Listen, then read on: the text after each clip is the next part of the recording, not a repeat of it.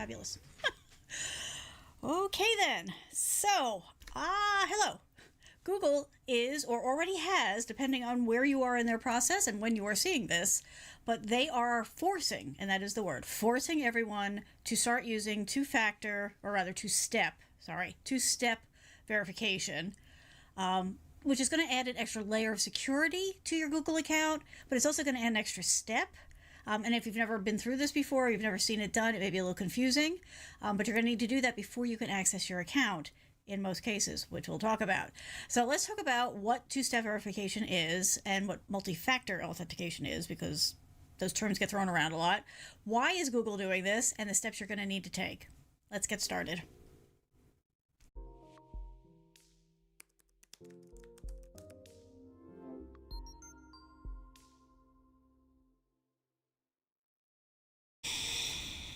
Okay, so here we go, right? I mean, a lot of people kind of expected this. You're starting to see this in more and more places, so it may not be a complete shock to some people, but other people are going to be caught completely unaware by this because Google is now forcing everyone to use two-step verification on their accounts. Now, you've always been able to turn this on manually yourself, and if it hasn't rolled out to you yet, you can still go ahead and do that. But at some point, it's not going to be a choice anymore, and you're just going to have to do this. It's not a big deal, but it is an extra step. And until you get into the routine of it, it's going to feel a little awkward. I will say, like, this is one of those things. I know that this type of approach makes your account more secure, and that's a good thing. I will also completely admit that every time I have to do it, I do have the moment every time, because while I know it's good and it's for my own good and it's keeping my accounts safe, the extra step tends to make me make that sound every time. So I'm just going to prepare you. If you start catching yourself making that sound, you're not alone. But in the long run, this is a good thing because life, but it is going to be an extra step. So what am I talking about? Okay. So Google two-step verification means that they're going to try to help protect your account a little bit better, right?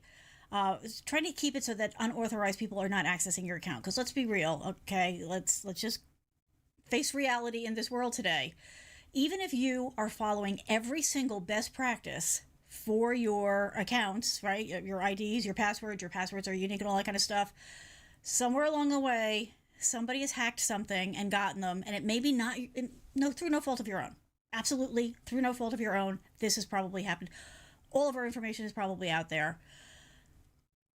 If you're not taking best practices, you're obviously making things a little easier on the people who do these kinds of things. But the reality is that we're just not secure enough with just an ID and a password. So what they're doing is they're doing another step, right? So you put in your ID, you put in your password, and then they're going to do something, ask something as an extra step so that they're more sure that it's you. And it's not just like the CAPTCHA thing where you have to pick the palm trees out of the picture, because that's not security validation at all. This is actually verifying that you are the one making this request. So that could be putting in a random code, or inserting a security key, and we'll talk about this when you log into your account. Let's get into this, shall we? Let me switch over. I rearranged my stuff again today, and part of it failed just as we were going live, because that's how life goes. All right, let's see. Is it this one? It is that one. We don't need that. And if we do this with this, nope, with this. There we go. Oh, that's not working now. Oh, because I did a demo the other day and I showed people how to do this. Okay, let's do it this way. So let's talk about what two-step verification is. It's also called 2SV by some people. Yeah, so that's, another layer of fun is all the cute little acronyms we all like to use for these kinds of things. So two-step verification, it's just an extra layer of security that is added to your account in case your password is stolen. In case is funny because it probably has been. Like I said, through no fault of your own. So with two-step verification, you're protecting your account with something you know, okay, which is your ID and your password, and then something you have, generally like your phone and or a security key. We'll get into this in a little bit more detail, but basically what you're going to do is you're either going to get a code or a number or something that gets sent to your phone that you then have to provide, or you're going to put an actual physical security key into the device you're logging into and use that to authenticate yourself. And I'll show you what one of those looks like in a minute in case you've never seen those. Now, another phrase that you're going to hear thrown around is two-factor authentication, or 2FA, also multi-factor authentication. There's a lot of different variations on this, and there are slight differences with this, but just to clarify, it's still the same concept. You're still talking about you put in your ID and password, and then you have to do something else. With two-factor authentication, generally what they're talking about is using something like Google Authenticator, which is an application that you use that is constantly generating random number sequences, but that aren't really random number sequences. It looks random to us, but they're actually codes, but they're on a rotating basis. And so you have that app, and so when you go to log in, it's going to ask you for the code. You open up the app, you get the current number, and you pop it in. So it's another way of doing this type of thing. There's not one that's better than the other, all that kind of stuff, but there are slightly different approaches to this level of security. Now, the question I'm going to get from everybody next, so I'm just going to read your minds a little bit, is, so why are we using these? And actually, that's my next slide. Why are we using these? So we're using these for the extra level of security to keep our accounts safer. Now, is Google doing this out of the goodness of their heart and they're worried about our security? Yes. Yes-ish.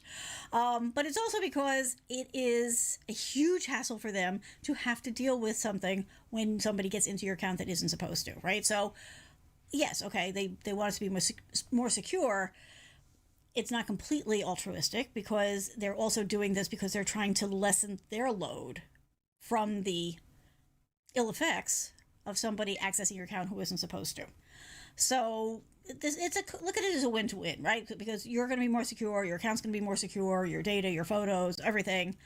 And, then Google hopefully will have less opportunity to have to, deal with the side effects of what this happens. Because, as I just said, it's easier than you think for somebody to have access to your password, whether they've stolen it directly from you or it's been stolen through hacks on other accounts that, so they've broken into some site that, has stored them and maybe stored them open text. Like I said, it may not be in any way, shape, or form your fault, right? It can be, but it doesn't necessarily have to be. And really, at the end of the day, it doesn't matter. Yes, I mean, these companies should be more careful, but once the cows are out of the barn, and there's a hole in the fence, then, they're gone and they're wandering the neighborhood. I don't know much about cows. Can you tell? Obviously you do want to practice good security, right? You want to have a tough to break password. You don't want to use password. You don't want to use your dog's name. You don't want to use anything that's easy to figure out, right? You don't want to be the low-hanging fruit on the security tree. You want to be pretty far up where it's just not worth climbing to. You don't want to use the same password. Ideally, you don't use the same ID or password on more than one account. You want to be careful about downloading things from the internet. You want to be careful about clicking on links on the internet, in email, anywhere. All those kinds of things are good practices, and this doesn't mean that you should not do any of those things. You should continue to do all of those things. This is just adding another piece to try to make things a little bit more secure for you. So the idea is that even if somebody has your ID and a password, because of the extra step, that's not enough for them anymore to get into your accounts, right? So they've got 2 pieces of the key, but not 3. So they can't quite open that door and get in there as much as they're trying to. For the folks here who may not know who I am, my name is Kathleen. I'm here as your tech coach. Short version of my story is I do technology as my day gig. It's also my hobby, so I do this 24/7, and I'm the person in my world that everybody comes to when they have technology questions, when they're confused about something, when they're looking for advice. I know not everybody has somebody like that, so we do this show. I'm here every Thursday at 8 p.m. Eastern Time. I always bring a topic. You are always welcome to ask questions, hang out in the chat with our lovely friends, or if you're watching this on a replay, you can always put comments or questions into the comments, and I do come back and I check those. Nice to meet you. All right, so let's go back and keep going with this, because it's serious stuff. I wish that they had been a little bit louder about the fact that this is happening, because this change has already happened to a lot of people. So when I'm recording this, it's the beginning of November 2021. It's already happened to a lot of accounts. Obviously, this type of thing is take some time to roll out. But there's going to be people who are very surprised by this, and I don't like people to be surprised by their technology. I want people to work with their technology in a way that they're aware of.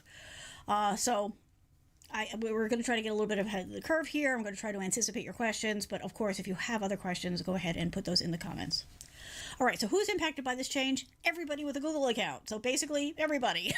So this means if you have an Android phone, if you have a Gmail account, if you or your company is using the Google Workspace, so anything. If you're using YouTube, if you're using Google Photos, if you're using Google to sign into other accounts, it's going to start to pop up on those also. So yeah, pretty much everybody. Sooner or later, everybody is going to be impacted by this. We're all in the same boat. Look at it that way, right? So yeah, so that's who's going to be impacted. So how is this going to work with your Google account? This is where it's going to depend a little bit. Now you can, if you choose to, do I have that in here? Okay, no. So there's a couple of ways to do this. You could have already done this, right? Or you could do this today if it hasn't already rolled out to you. You could go ahead into security. Is it my security or security dot? I think it's security dot. Let me verify that. I think it's security.google.com.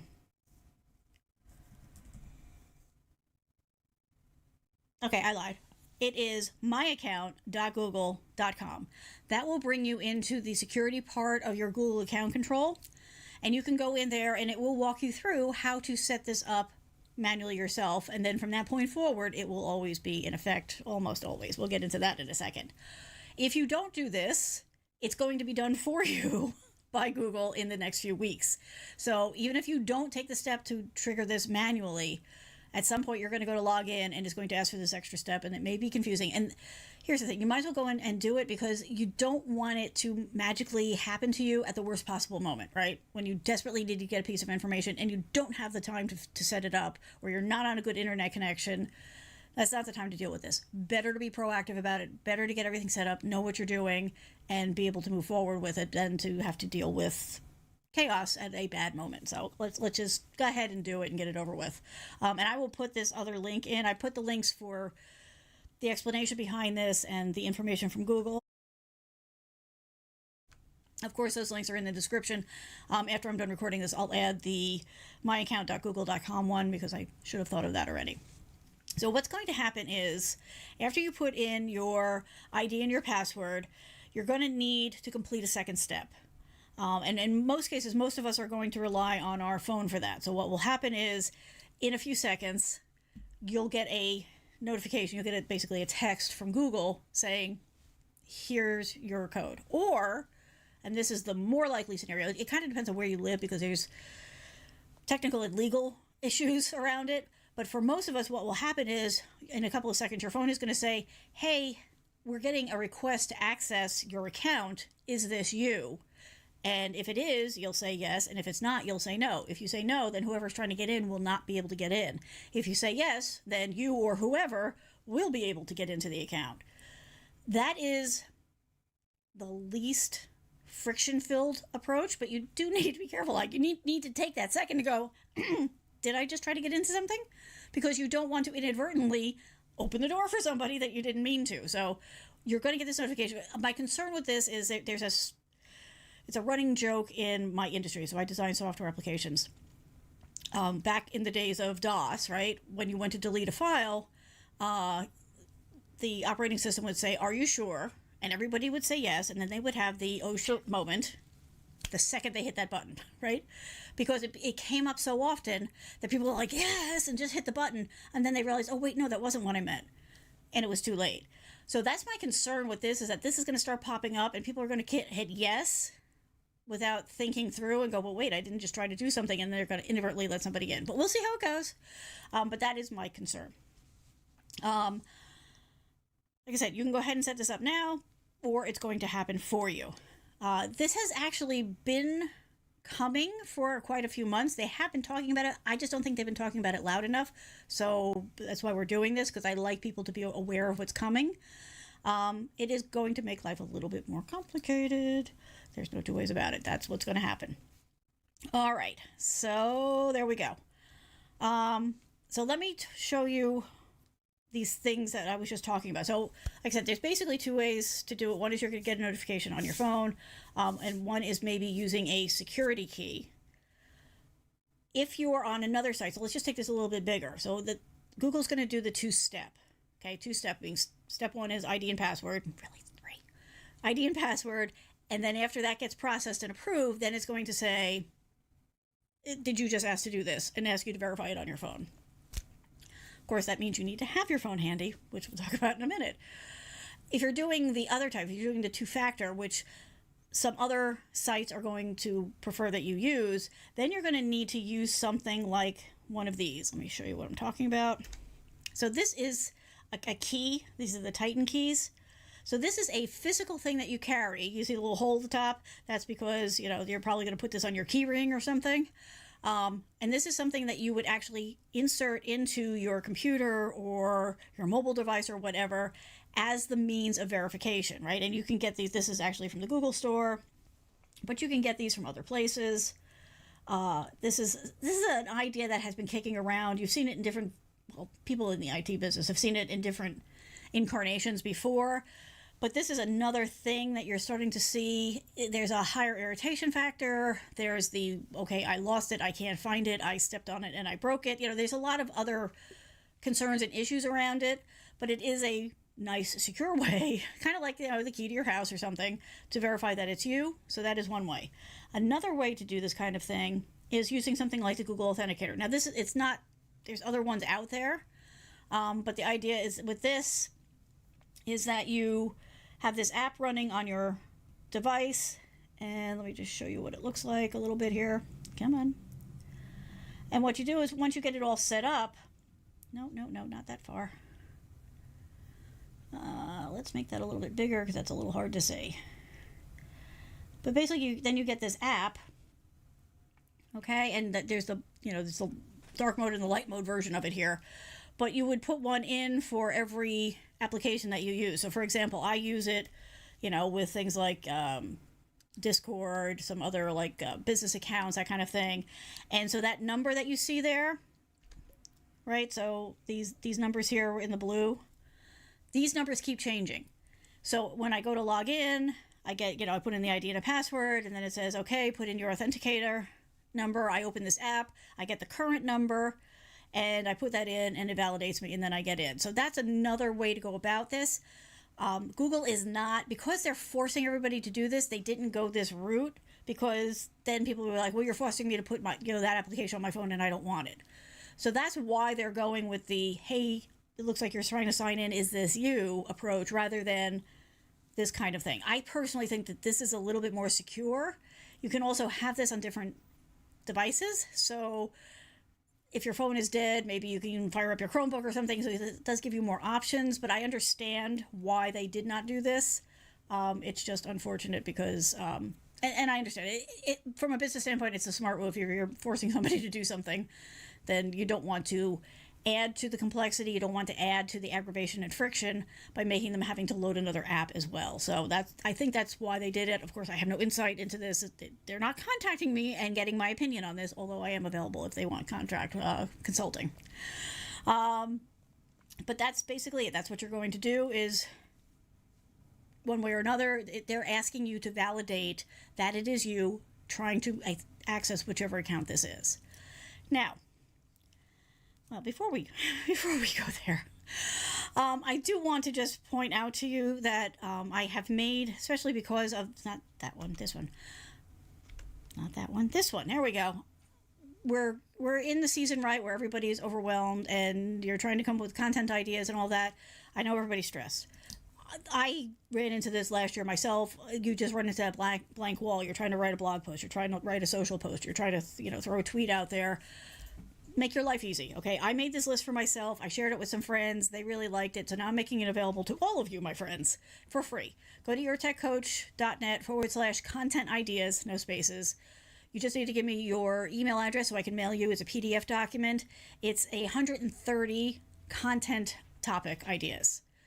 So that way you don't have to stress anymore. I mean, if you know what you want to post, you're good, you go. But when you hit those moments where you're like, my brain is blank, I don't know what to do, all I do is I literally close my eyes, I printed it out, I flip a couple pages, I put my finger on something, and that's the topic I do. I don't overthink it, I don't stress over it, I just kind of let fate take over. And a lot of times that helps get me over the hump, or maybe I'm just too tired or whatever. But anyway, the point is, it's there, go ahead and use it. It's not specific to tech, right? They're general topics that will apply to anybody in whatever industry. Make your life easier. Do this one thing to make your life a little bit easier, and go ahead and grab that, because, hey, why not? Okay, so let us go back to what we're talking about here. The other thing with this, it's kind of making my brain hurt a little bit. Although, again, I understand why they did it, and I think it's the right choice. Everything I've said up to this point is like, you're going to put in your ID and password, and then you're going to have to verify. You will be able to, in some cases, check a box that says, don't worry about doing this again next time on this device. I'm asking you to not hit that box too often, because it kind of negates the point of this whole process, which is to keep your account more safe. I understand that it's aggravating. Like I said at the beginning, every time I have to use some sort of two-factor, every time I do it. But it is safer, and I know that, and so that's why I do it. So personally, I have not ticked that box anywhere, but I know people are going to, and there are good reasons to do it in certain situations. Just really think it through, because when you check that box, you've now removed a layer of security, and you want to feel pretty secure about that, no pun intended. So keep that in mind.